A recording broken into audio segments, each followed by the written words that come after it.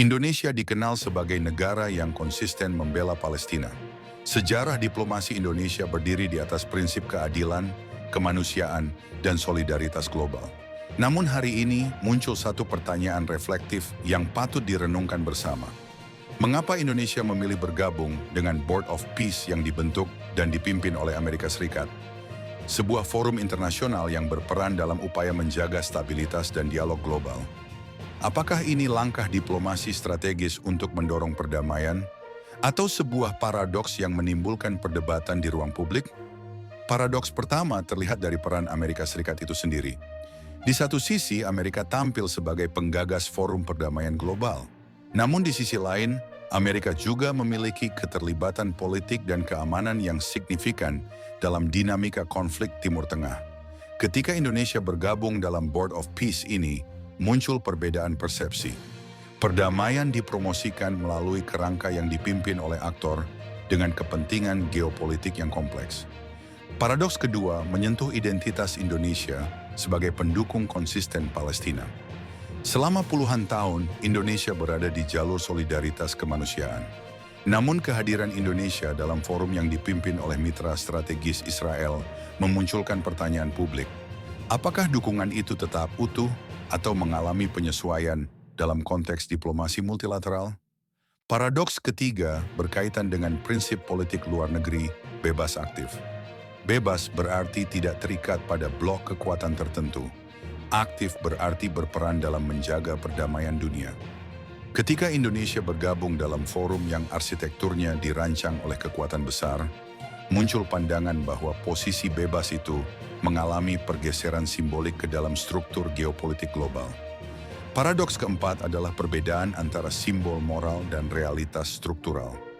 Indonesia membawa pesan kemanusiaan dan keadilan, namun Board of Peace ini belum memiliki mekanisme konkret untuk mendorong penyelesaian konflik secara komprehensif.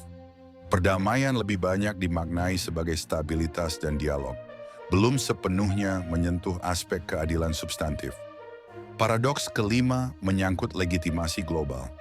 Kehadiran Indonesia sebagai negara Muslim terbesar dan bagian penting dari Global South memberikan nilai simbolik yang signifikan bagi forum ini.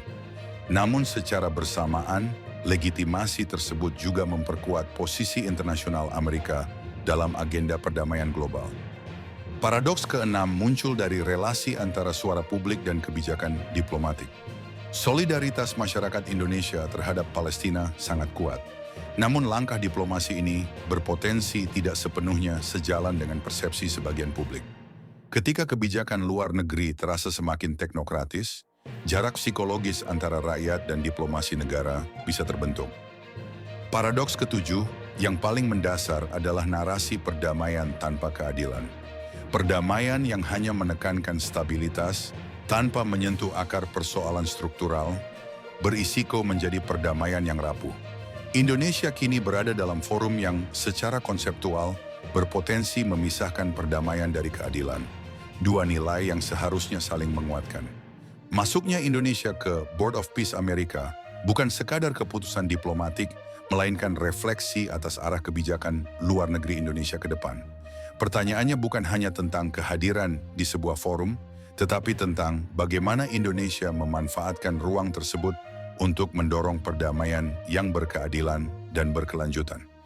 Jika Anda menilai isu ini penting untuk dibicarakan, silakan tuliskan pandangan Anda di kolom komentar, like video ini, dan subscribe.